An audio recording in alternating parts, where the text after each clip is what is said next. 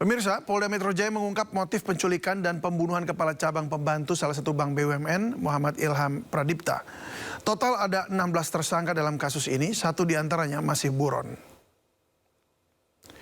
Dalam konferensi pers yang tadi, Direktur Reserse Kriminal Umum Polda Metro Jaya Kombes Wira Satria Putra mengungkap bahwa motif pelaku adalah menguasai rekening dorman alias rekening menganggur. Caranya dengan memindahkan uang dari rekening dorman ke rekening penampungan yang telah disiapkan. Dan polisi sejauh ini juga telah menahan 15 tersangka dan satu tersangka lainnya masih buron. 16 tersangka dibagi dalam 4 klaster, yaitu pertama klaster otak perencana, kedua klaster eksekutor, penculik, ketiga klaster penganiaya hingga tewas, dan keempat klaster surveillance atau yang bertugas mencari dan membuntuti korban. Dua di antara 16 tersangka merupakan anggota TNI Angkatan Darat berinisial SERKN dan Kopda FH. Perkara keduanya saat ini ditangani Pomdam Jaya. Jadi tim gabungan ini melibatkan 2 subdit. Yang pertama subdit Jatanras, dan yang kedua subdit Resmob, Dit Reskrimum Polda Metro Jaya. Dalam waktu 1 kali 24 jam berhasil awalnya mengungkap klaster penculikan. Nanti akan dijelaskan oleh Pak Dir. Ada beberapa peran. Kemudian setelah kasus ini dikembangkan, penyidik langsung melakukan komunikasi, koordinasi, kolaborasi, melakukan kerjasama, dan langsung direspon cepat oleh rekan-rekan kami dari jajaran Pomdam Jaya. Ini merupakan wujud komitmen Polda Metro Jaya dan Kodam Jaya senantiasa bekerja sama dalam berbagai aspek dalam menjaga Jakarta. Ya, kolaborasi dan kerjasama ini terjalin sangat baik sehingga akhirnya peristiwa penculikan, peristiwa perampasan kemerdekaan terhadap seseorang ini dapat terungkap dengan baik. Adapun motif daripada para pelaku melakukan perbuatannya yaitu para pelaku ataupun para tersangka berencana untuk melakukan pemindahan uang dari rekening dorman ke rekening penampungan yang telah dipersiapkan. Rekan-rekan sekalian, bahwa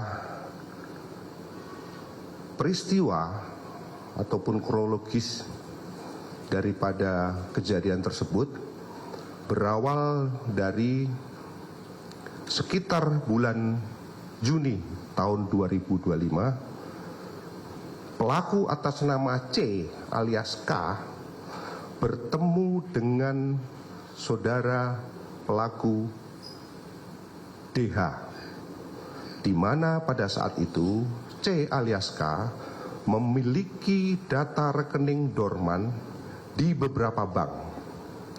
Kemudian saudara C alias K memiliki rencana untuk memindahkan uang dari rekening dorman tersebut ke rekening penampungan yang telah dipersiapkan.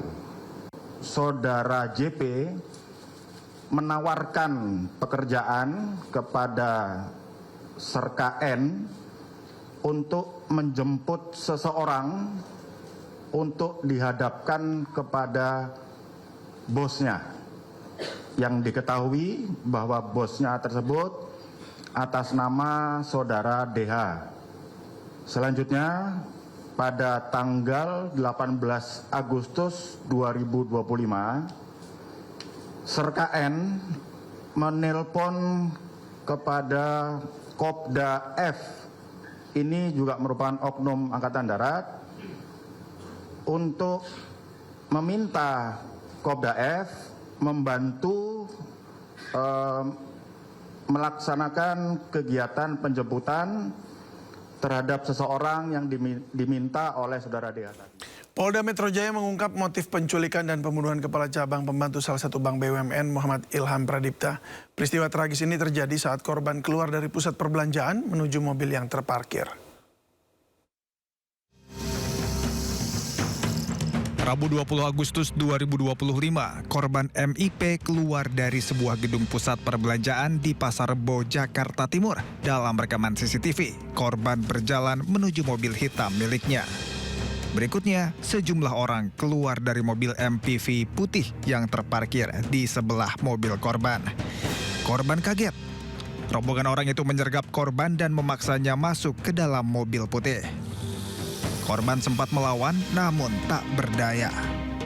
Berikutnya, Kamis 21 Agustus 2025. Jenazah ditemukan di persawahan Kampung Karangsambung, Desa Nagasari, Kecamatan Serang Baru, Kabupaten Bekasi. Korban ditemukan dalam kondisi tangan kaki terikat dan mata terlilit lakban. Dan untuk membahasnya kita sudah terhubung bersama kriminolog UI, Yogo Trihendiarto. Selamat sore Pak Yogo. Sore Mas David. Ya, terima kasih sudah bergabung bersama kami di Sindo Sore. Pak, kalau kita lihat ini polisi menyebut motifnya adalah untuk menguras rekening dorman. Kalau kita ingat rekening dorman sempat disebutkan oleh PPATK begitu banyak, jadi uang nganggurnya pun sampai triliunan. Nah, tampaknya ini menjadi incerannya begitu. Nah, ini bagaimana mungkin Pak, menurut Anda rekening ini bisa menjadi incaran padahal keamanan perbankan itu kan berlapis? Ya, jadi memang sangat kompleks untuk menjelaskan mengapa pelaku punya inisiasi untuk melakukan bagaimana rekening tampungan tadi bisa menerima rekening dorman yang statusnya tidur atau tidak aktif selama 6 sampai dengan 12 bulan yang punya potensi untuk kemudian ditutup. Gitu. Nah, ide itu sebenarnya juga dari kelompok perbankan. Artinya informasi-informasi tadi dikuasai oleh orang-orang yang bekerja di bidang perbankan. Kenapa kemudian sampai ada informasi itu muncul kepada otak pelaku atau mastermind-nya, dipastikan bahwa ada informasi yang mengalir yang diterima oleh pelaku perencanaan penculikan dan pembunuhan ini, kemudian dimanfaatkan. Salah satu caranya adalah tadi mengincar kepala cabang untuk menyetujui bahwa rekening dorman dapat ditransfer, tetap dapat ditransfer untuk ke rekening tampungan atau rekening yang akan digunakan untuk mengambil uang-uang dari rekening dorman tadi. Karena mungkin ya tidak ada kesepakatan gitu ya, tidak mau bekerja sama, maka pilihan-pilihan dengan ancaman-ancaman tadi dilakukan oleh para pelaku penculikan dan pembunuhan tadi, sehingga pilihannya adalah melakukan tindakan kekerasan hingga nyawa korban itu sampai dengan hilang melalui proses penyiksaan dan akhirnya meninggal. Jadi memang kalau kita lihat ada proses yang cukup kompleks di mana ada perencanaan penculikan yang dilakukan dengan sangat matang dari proses perencanaan sampai strategi pembagian tugas yang jelas dari 4 klaster yang sudah dijelaskan pada saat konvers tadi, memang cukup profesional dan dapat dikategorikan sebagai bentuk dari organized crime dalam skala yang sedang, tidak dalam konteks yang terstruktur organisasinya, tapi memang sudah mencakup beberapa persyaratan untuk memenuhi sebagai bagian dari organized crime. Iya, jadi Demikian, ini memang Mas kejahatan David. yang memang terorganisir ya dengan adanya pembagian peran-peran tadi ya. Ada 4 klaster. Jadi ada klaster intelektual, klaster pengkutitan, penculikan, dan juga terakhir ada klaster eksekusi. Berarti ini sangat terencana. Kalau Anda melihat apakah mereka ini masuk dalam yang kategori lebih profesional atau artinya mereka sering melakukannya walaupun pengakuannya bilang baru kali ini gitu? Ya, benar memang baru kali ini, tapi kemudian secara bagaimana mereka melakukan eksekusi sudah dipastikan mereka cukup profesional dengan melibatkan tentara, gitu ya. Dari proses eksekusinya mencari pelaku pembunuhan, pelaku eksekusi juga sangat direncanakan dengan sangat matang. Maka mereka bisa melakukan tindakan-tindakan yang dianggap cukup aman. Maka kemudian kita lihat bagaimana proses tadi sangat terlihat ada penguntitan. Bagaimana korban ditarget di pusat perbelanjaan dengan cara yang dianggap lebih aman gitu ya, sampai kemudian pada tahap akhir baru ketahuan korban ditemukan di daerah persawahan. Jadi kalau kita lihat dalam konteks organized crime itu masuk kategori yang kedua, yaitu penggunaan pelaku pembunuh bayaran untuk tindakan tujuan tertentu. Jadi ketika ada syarat minimal 2 orang bermufakat untuk melakukan tindakan kejahatan atau aktivitas kriminal, kemudian menggunakan ancaman intimidatif, penggunaan kekerasan untuk tujuan tertentu, itu masuk dikategorikan sebagai bentuk kejahatan dari organized crime dari definisi Hagan yang saya baca seperti itu. Jadi memang kasus ini cukup profesional gitu ya. Walaupun mereka baru mengakui pasti pertama kali untuk melakukan tindakan perencanaan pembunuhan dengan sangat rapi, dengan sangat baik, walaupun akhirnya bisa diungkapkan dengan melakukan penyidikan dan penyelidikan oleh pihak kepolisian. Jadi memang cukup dapat dikategorikan sebagai pelaku dari organized crime. Baik, nah ini Itu, Mas tadi David. Anda sempat menyebutkan juga 2 oknum TNI terlibat, yang khususnya TNI Angkatan Darat ini terlibat dalam kejahatan ini. Nah, bagaimana Anda melihat keterlibatan ini? Apakah karena memang ini adalah dorongan kebutuhan, atau Anda melihat bahwa ini jadi seperti para pelaku atau otaknya juga harus mengajak pihak-pihak yang dapat memberi tekanan begitu, seperti aparat, oknum-oknum aparat begitu? Ya, jadi memang kalau kita lihat lagi alasannya untuk mencuri uang di rekening dorman tadi adalah alasan pilihan rasional. Jadi alasan pembunuhan kalau kita lihat ada 2 alasan. Pertama untuk kebutuhan materialistik. Jadi kebutuhan itu adalah untuk menguasai harta korban atau melalui korban sehingga didapatkan rekening dorman yang diperoleh dari bank tertentu tadi. Kemudian yang kedua adalah kenapa dipilihnya pelakunya adalah pihak tentara, karena oknum-oknum tadi dianggap lebih terlatih. Mereka menguasai teknik-teknik bagaimana melakukan tindakan-tindakan yang diduga bisa melakukan intimidasi gitu ya. Mereka lebih terlatih tanda kutip yang kemudian disalahgunakan oleh oknum tentara tadi. Jadi memang pilihannya tadi karena alasan ekonomi gitu ya. Kalau kita lihat dari awal dari perencana sampai dengan eksekusi mereka butuh uang, ada imbalan tentunya, karena tidak mungkin mereka mau melakukan kalau tidak ada imbalan yang diberikan kepada para pelaku atau para klaster yang terlibat. Jadi memang kalau kita lihat alasan ekonomi mendorong para pelaku tertarik gitu ya dengan janji-janji yang diberikan oleh mastermind atau otak di belakang perencanaan kasus pembunuhan berencana ini. Jadi memang kalau kita lihat alasan mereka melakukan tindakan pembunuhan ini lebih pada konteks alasan ekonomi dibandingkan dengan alasan-alasan non materialistik atau alasan intrinsik karena sakit hati atau karena dendam atau apapun, tapi memang karena dasarnya adalah untuk penguasaan bagaimana rekening dorman itu bisa diambil lewat proses transaksi perbankan. Baik, itu kan memang kalau dilihat rekening tampungannya. Ya, dilihat kan bahwa mereka mengincar juga kepala cabangnya ya, karena ada daftar nama-nama rekening dorman di bank-bank tersebut begitu kan. Nah, kalau kita lihat keterlibatan atau kenapa mereka memerlukan adalah pasti tentu karena perlu akses verifikasi khusus begitu. Nah, kalau Anda melihat ini ya, ini kan jadi seperti kayak ada celah gitu dalam hal ada 6 triliun juga jumlahnya rekening dorman di seluruh Indonesia gitu, bank-bank yang 6 triliun rupiah ya, di begitu banyak rekening dorman. Nah, apakah ini menjadi celah bagi banyak perbankan yang lainnya gitu, karena menjadi kelemahan begitu? Sebenarnya ada, mungkin saya tidak mengetahui secara pasti, tapi masih ada pengamanan berlapis yang dilakukan bagaimana untuk memindahkan rekening dorman tadi tidak semudah yang dibayangkan dari cara pandang atau visi dari pelaku tadi. Tapi saya yakin pasti ada keamanan berlapis yang tidak semudah yang dibayangkan. Maka kemudian satu tahapan tadi dilakukan oleh kepala cabang sebagai orang yang berwenang atau punya hak untuk bagaimana mengidentifikasi rekening mana saja yang bisa ditransferkan ke rekening tampungan tadi. Tapi kita juga harus melihat bahwa tidak semudah dibayangkan, kemudian sangat beresiko tuh kalau ketahuan, maka kepala cabang tadi dianggap bersekongkol atau bersekutu dengan para pelakunya tadi karena dia punya integritas, menolak, tapi resikonya mengalami tindakan kekerasan dan akhirnya meninggal dunia. Jadi memang kalau buat saya, berarti ada ancaman Pak ya buat para kepala cabang sekarang. Sistem berlapis kepala cabang supaya tidak terjadi pengulangan yang sama pada kepala cabang bank atau resiko orang-orang yang bekerja di bank tadi. Jadi memang harus diperhatikan pengamanan berlapis untuk pencegahan tindakan fraud gitu ya dari rekening dorman kemudian diambil ditarik untuk rekening tujuan atau rekening tampungan tadi. Begitu, Ya, Mas berarti David. harus ada sistem pengamanan berlapis yang tidak hanya seorang kepala cabang dengan verifikasinya yang kemudian bisa mentransfer begitu ya. Karena kalau bisa dibilang berarti nggak akan hanya ada satu korban, ini bisa kepala cabang yang lain juga bisa dalam ancaman begitu.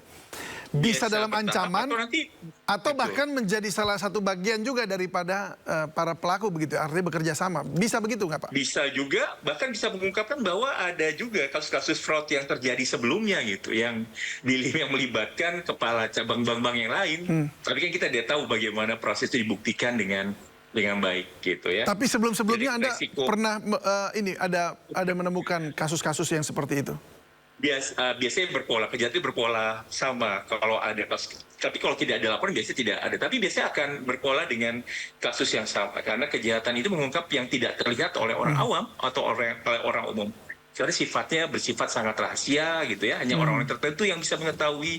Makanya tadi di diskusi kita di awal, kenapa sampai kemudian ada ide gagasan bagaimana mengirimkan rekening dorman ke rekening tabungan itu tidak semua orang mengetahui informasi itu. Ya, Hanya spesifik orang-orang khusus yang punya informasi rahasia ya, yang kemudian berbahaya kalau kemudian bisa diketahui oleh publik, kemudian meniru, melakukan mekanisme coping untuk melakukan tindakan yang sama. Itu resiko-resiko yang mungkin akan bisa mengejala kalau kemudian tidak dilakukan tindakan-tindakan pencegahan lebih awal. Jadi Iya. pihak perbankan sedari kini gitu sudah mulai merencanakan strategi pencegahan, gimana cara mencegah supaya tidak terjadi fraud gitu ya, atau bentuk Iya, iya. kecurangan dalam penyalahgunaan rekening dorman ke rekening tujuan yang digunakan oleh para pelaku, baik dari pihak internal bank atau dari pihak eksternal bank, ataupun ada kerjasama dari pihak internal maupun eksternal dari perbankan tadi. Memang sangat beresiko sekali ketika tidak dilakukan tindakan pencegahan pengamanan untuk kasus-kasus seperti model yang sekarang kita alami ini. Baik, ya Pak Yogo, kita lihat dulu ini. Polisi menangkap 15 pelaku dalam kasus penculikan dan pembunuhan kepala cabang Bank BUMN. Ternyata proses pembunuhan ini direncanakan sedemikian rupa karena terbagi dalam 4 klaster. Kita simak dulu ini pemirsa, 15 pelaku dalam kasus pembunuhan kepala cabang Bank BUMN memiliki perannya masing-masing. Terbagi dalam 4 klaster pelaku. Ya, ini yang pertama aktor intelektual, kemudian klaster pengintaian seperti yang tadi kita bahas, dan klaster penculikan. Juga ada klaster eksekusi yang ini kemudian disimpulkan tadi menjadi lebih profesional begitulah ya. Kemudian ada DH ya, Dwi Hartono termasuk klaster aktor intelektual bersama C alias Ken, YJ dan AA. Sementara klaster penculik yang sudah ditangkap adalah Eras, RS, AT dan RAH. Ada uang 45 juta rupiah sebagai upah penculikan kepada Eras dan juga kawan-kawan. Dan polisi juga menemukan ini, kasus ini diduga melibatkan anggota TNI Kopda FH dan Serka N.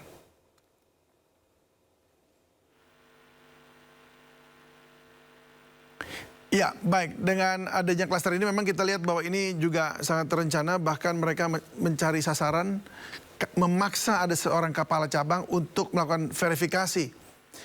Bagaimana Anda melihat supaya bank dan juga pemerintah atau Kementerian Keuangan itu bisa mengantisipasi adanya fraud yang seperti ini terjadi dengan pengawasan yang ketat? Seperti apa itu, Pak? Ya, pengambilan kebijakan kriminal dimulai dari identifikasi permasalahan. Apa yang terjadi saat ini perlu didiskusikan oleh pihak-pihak atau orang-orang atau lembaga yang berkaitan dengan jasa perbankan. Jadi mulai hari ini mulai dibahas gitu ya, didiskusikan apa saja faktor-faktor yang kemudian memiliki fraud ketika ada rekening dorman yang tidak aktif tadi. Dan bagaimana pengamanan supaya tidak terjadi penyalahgunaan dalam konteks fraudnya tadi. Ketika data-datanya sudah tersedia, informasinya sudah jelas gitu, kemudian baru diambil bagaimana bentuk-bentuk kebijakan kriminal yang akan dirancang, yang akan direncanakan, kemudian dievaluasi. Jadi itu satu kebijakan berbasis data. Jadi bagaimana pihak Bank Indonesia, lalu asosiasi perbankan, lalu petugasnya kemudian perlu mengikuti misalkan pelatihan-pelatihan atau workshop tentang pencegahan fraud dalam konteks rekening dorman tadi, sehingga tidak terjadi kasus-kasus seperti ini. apakah perlu diubah pengamanan secara lebih berlapis, lebih menyulitkan para pelaku tadi, itu juga perlu didiskusikan dari konteks internal mereka dan bagaimana mereka bisa kemudian merumuskan kebijakan kriminal yang bisa mencegah tindakan ini berulang. Jadi satu gejala kejahatan yang kita alami hari ini itu bisa berkembang lebih cepat dibandingkan dengan pencegahan atau bagaimana penanganan kasus kejahatan fraud ini. Jadi mudah-mudahan dengan pengalaman hari ini itu bisa memberikan satu pembelajaran bahwa kebijakan kriminal bisa dijadikan sebagai satu alat mengurangi resiko-resiko yang akan muncul di kemudian hari. Ya. Jadi Baik. perlu duduk bersama antara pihak perbankan gitu ya, para Tampaknya memang, profesional, ya, harus lalu kriminolog segera ya. sehingga bisa menghasilkan kebijakan yang komprehensif. Iya, baik. Tampaknya Begitu, Mas memang David. harus segera diselenggarakan bersama-sama, duduk bersama begitu. Baik, terima kasih Pak Yogo Trihendiarto, kriminolog dari Baik. Universitas Indonesia sudah berbagi bersama kami di Sindo Sore. Salam sehat selalu. Baik, terima kasih. Selamat sore.